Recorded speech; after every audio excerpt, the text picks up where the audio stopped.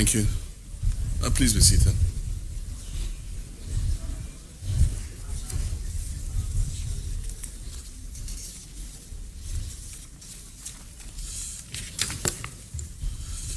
Your Excellency, the Vice President of the Republic of Ghana, the Honorable Chief of Staff, senior officials of the Presidency, newly sworn-in Ministers of State, distinguished invited guests, families and friends, ladies and gentlemen, friends of the media. Exactly a month today, I took the oath to become the 6th President under the 4th Republic and the 12th head of state since independence. I did so with the hopes and aspirations of millions of my fellow citizens weighing heavily on my shoulders. The Ghanaian people, in a resounding electoral mandate, have returned me to the high office of President with one charge, and that is to reset our dear nation while offering honest governance that yields tangible benefits for them. The urgency to reset our dear country is the reason why we have worked round the clock to constitute our government in record time so we can get things done quickly and efficiently. In this period, since I was sworn in, we've constituted a working presidential staff for both the Office of the President and the Office of the Vice President. We've set in motion the processes for constitutional review by establishing a Constitution Review Committee. We've initiated work on the National Economic Dialogue with a planning committee already hard at work. We've announced the promised National Education Review Dialogue Committee. We began the National Tripartite Committee negotiations with a view to setting the base pay and minimum wage. We've announced the 2025 Hajj Fair, which is 13,000 Ghana cedis cheaper than what it was in the last year, among others. We've gathered here again today to witness the induction into office of 17 ministers who have gone through vetting and have been approved by Parliament.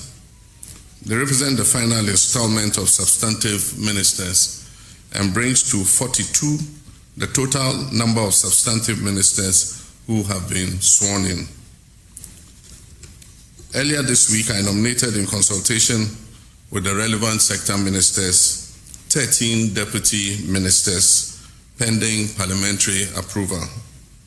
It is my expectation that Parliament will expedite vetting of the deputy ministerial nominees to complete the process and enable them to take office in support of their ministers. In the coming days, I'll be nominating the last remaining 4 deputy ministers to bring the total number of ministers to 60, as I promised the people of Ghana.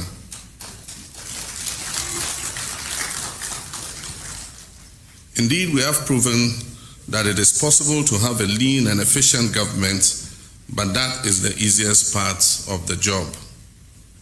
An efficient government will not make itself.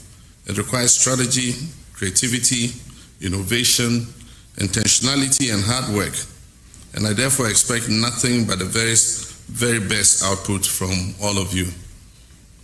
To the 8 of you who will be serving as regional ministers, remember that the people in your regions look up to you to deliver on the promises made during the last campaign, in which you played active roles.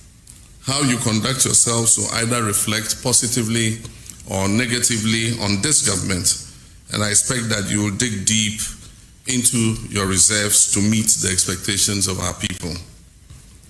In addition, I've just sworn in 9 sector ministers whose performance will be key to the success of this government and the rapid development of our country.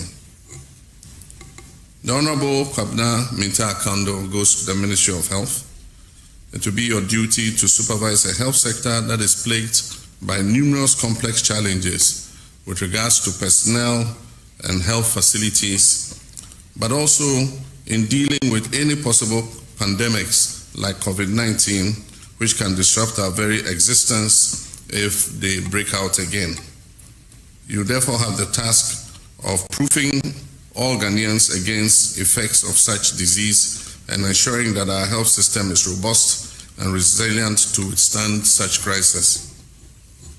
As Foreign Minister, Honorable Opoku-Agyemang, you will have to bring the same dynamism and commendable work ethic for which you are known to navigating the complex maze of international diplomacy in a fast-shifting geopolitical environment. I have every intention of taking you up on your word regarding economic diplomacy, which will be crucial to repairing our reputation as a nation following the disastrous economic crisis that led to a loss of confidence in our economy by the international investment community. With climate change becoming an ever-pressing issue, I look forward that you, Honorable Alhaji Baba Isifu Seidu, will bring your wealth of experience and exposure to bear on our efforts as a country to contribute to the global efforts to combat it.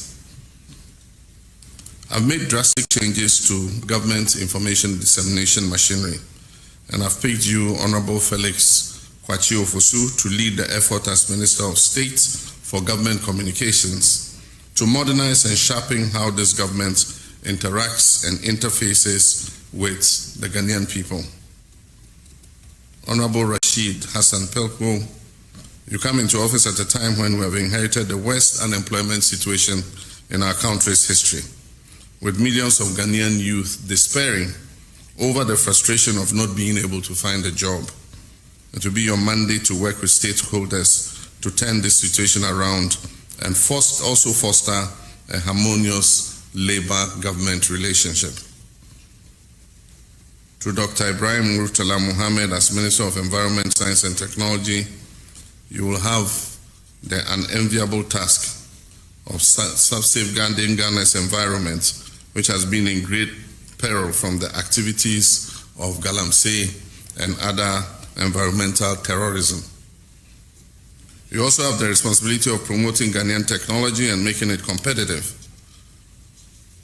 Ghana's communication sector has seen incremental growth over the last few decades, and you, Honorable Samuel Nate Jata George, the Honorable Minister for Communications, Digital Technology and Innovation, you'll be expected not only to continue this growth trajectory, but to curate policies that expand the frontiers of the sector and place Ghana at the forefront of the global telecommunications space. The Honorable Kofi Idi Adams, Minister for Sports and Recreation, I don't envy your job. You have the monumental task of restoring Ghana to its pride of place in African and world sports. The shambles that is Ghana sports today is completely unacceptable for a country with our pedigree, and I expect that you inject transparency, professionalism, and modernity into the management of the sector. I expect that you will concentrate on building up all the sports disciplines, and I know the Ghana Football Association would be a good place to start, to work to make sure that we return Black Stars to its glory days. And finally, with Honorable Joseph Bukari Nikpe, Minister for Transport, you are charged with the task of building on past progress in the transport sector to guarantee swift movement of people and goods through a modernized rail, aviation, and marine transport. I have no doubt that all of you are poised to work tirelessly to improve the lot of Ghanaians in your respective sector based on your experience and your competence.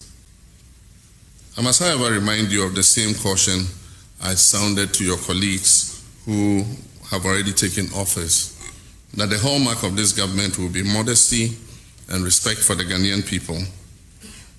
There will be no room for arrogance and pomposity in this government. The resources that you'll be working with belong to the Ghanaian people who put us in office. Those resources are not to be wasted on opulence and extravagance. I've asked the Chief of Staff to write to all government appointees that I've imposed a ban on non-essential travel forthwith to cut down expenditure. Any travel that is deemed essential and necessary must be cleared first with the Office of the Chief of Staff, and such travels will have to be undertaken in modesty, no first class.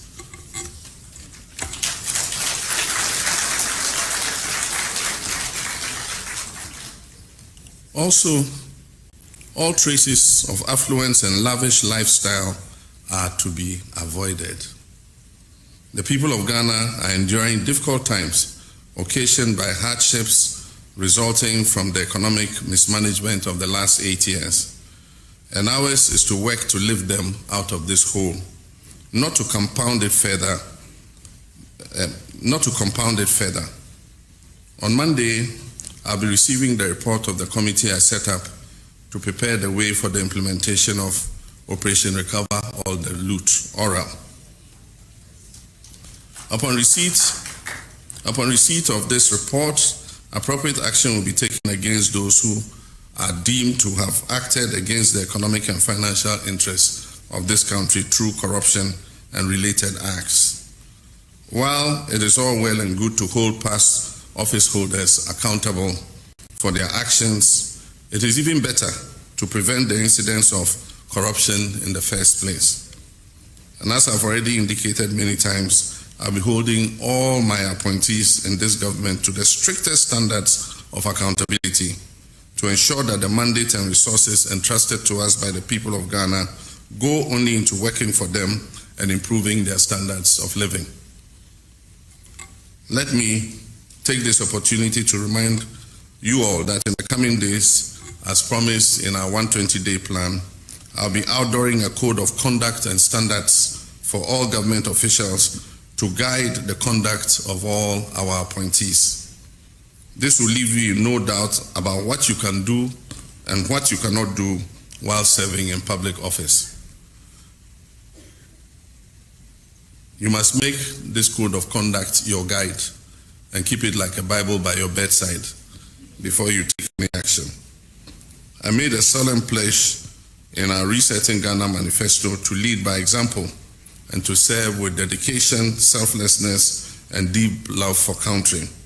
I intend to fully keep that pledge to the people of Ghana.